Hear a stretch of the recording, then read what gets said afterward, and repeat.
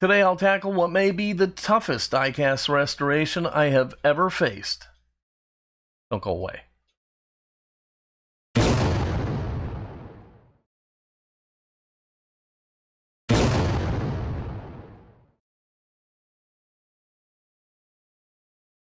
Hello everyone and welcome to Fat Guy Productions. I am Paul, coming to you as always from beautiful Las Vegas, Nevada.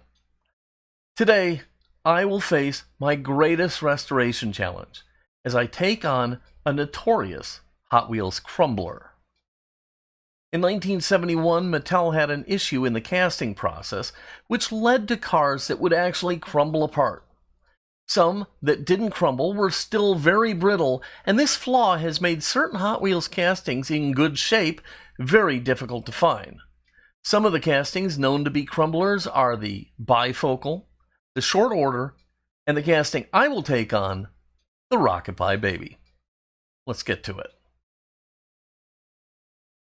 The casting I have appears okay, but you really never know until you break the car in half. So, with an abundance of caution, I will try to restore this super fun car. Normally, this would be a casting I wouldn't restore, but it is missing vital parts. It really is half a car. The intake doors are gone, so I decide I'm going to give this one a try.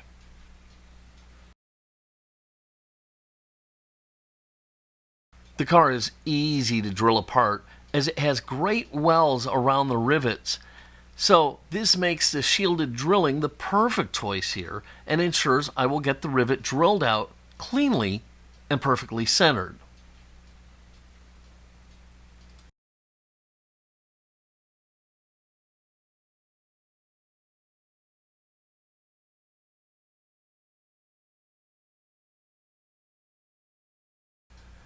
I immediately forget that this car is a crumbler, and I take my tiny screwdriver to it to pop the body off the base. I do manage to get it apart, only then to remember how fragile these cars can be. I frankly really lucked out here, and I vow to redouble my efforts to be gentle with this car. The original Rocket Pie Baby came with a fun working feature where you pull the exhaust out in the rear and the intake flaps on the side of the body pop up. This feature was deleted in later castings. Mine has this feature but is missing the flaps. This is really setting me up for failure as I don't even know what the doors look like or how their internal design works.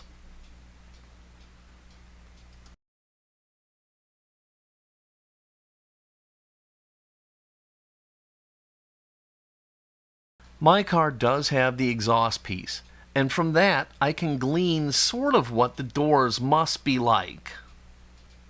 I'll be using a free internet program called Tinkercad to 3D model the doors I've drawn up. One of the major problems here is not having any of the actual dimensions. I really have to guess and in part extrapolate. Once I get a design I think will work, I take it to my 3D printer, I make a set, and epic fail.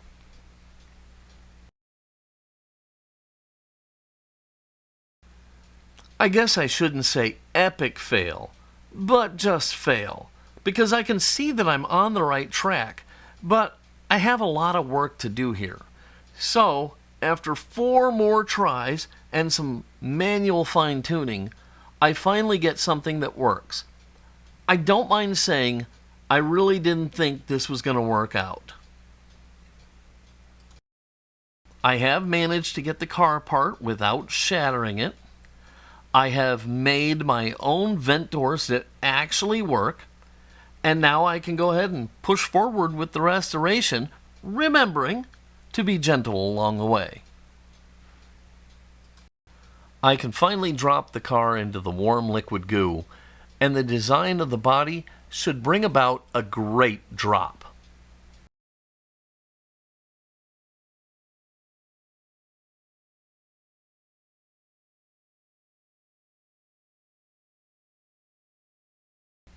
Epic.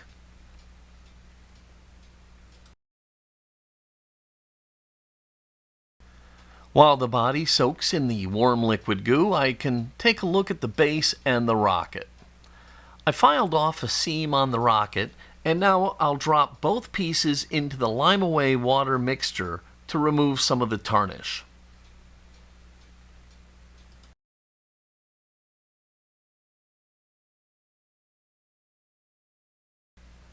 After the 3-minute Lime Away show, I'll pluck the parts out and give them a wash.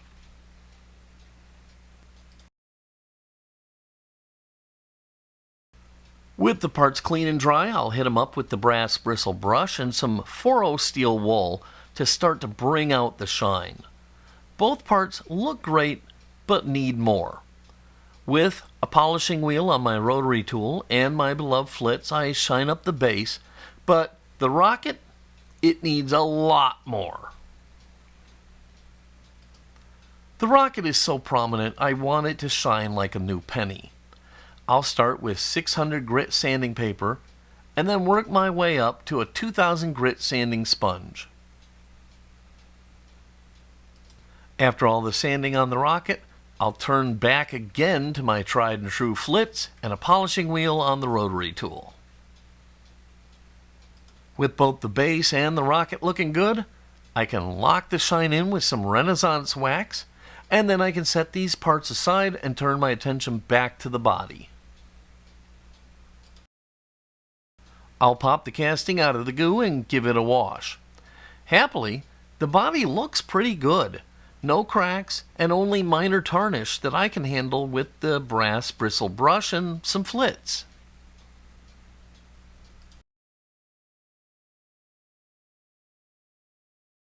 I can finally drill and tap out the post now. I waited because I needed to get past the vent door issue first.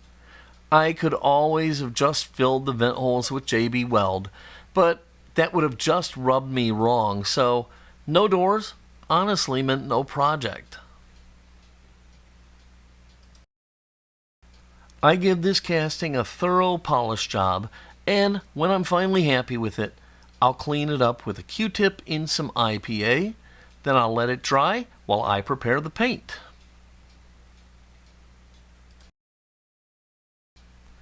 I'll mix the paint with the hardener and then start to carefully lay it down. I'm a bit surprised here. This red comes out so perfect and so beautiful that, frankly, I'm hesitant to do anything that might mess it up. So, I'm going to refrain from applying clear coat here. The Spectraflame on this paint is hard, it should be tough enough, and frankly, I love how it looks, so I'm not going to push my luck. I'll leave the casting to cure, and in the meantime, I'll break out the glass. I'm really sad to notice a small crack I didn't see before, but there's nothing for it but to forge ahead. I sand a bit aggressively with 600 grit sandpaper, and then I'll work up to the 2000 grit sanding sponge, and then I'll finish it all off with a dip in the gauzy. Did anybody notice what just happened here? Did you catch the mistake? Normally I would polish the sanded glass with flits first before dipping it in the gauzy, but I just brain farted and forgot it. Well, I might as well see how it comes out. Who knows? Maybe I'll get lucky again. You might have noticed when I painted the body, I had masked off the control panel. This was not my idea. My friend Jeff had done something like this and I loved it. So, thanks for the great idea, Jeff. I'll peel away the tape now, and I can detail both the control panel and the interior.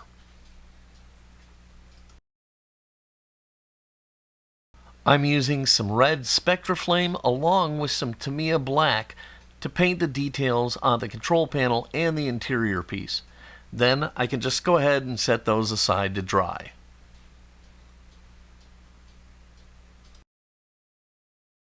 I lightly sand the 3D printed vents, and then I'll color the outer surface with the Molotow Chrome pen. The underside, I'm going to just leave its natural color. I just hope I can get these back into the casting without messing up the paint on them.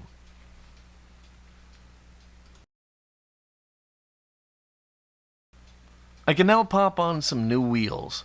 I have a great set of deep dish chrome red lines from Brightvision, and they should really work great against the beautiful red paint and with the chrome of the vents.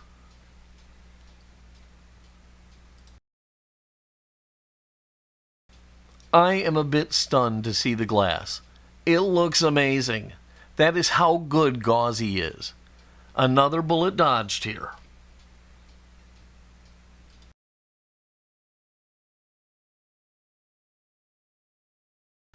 Finally, and boy am I excited to be here, I can put this casting back together. Getting it all together is a bit of a challenge, but with everything aligned, I can finally lock this down with a couple of button head screws and call this one done.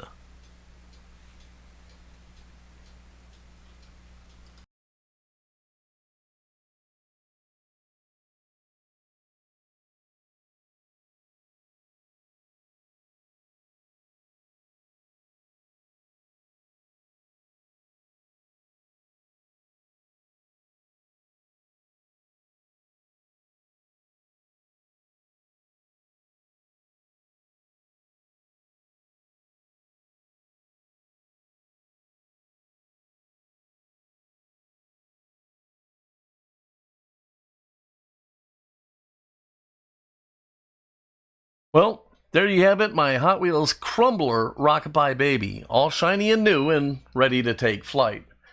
This was so much fun, tackling challenges and dealing with the roadblocks in my way. I hope you loved the video, and if so, please give it a big thumbs up, click subscribe, and of course, click the notification bell. If you have any questions or comments, please leave them down below. I'm very curious. Would you have restored this casting or left it be? Let me know in the comments section. Remember, the flower that blooms in adversity is the rarest and most beautiful of all. Until next time, this is Paul from Fat Guy Productions saying, be good.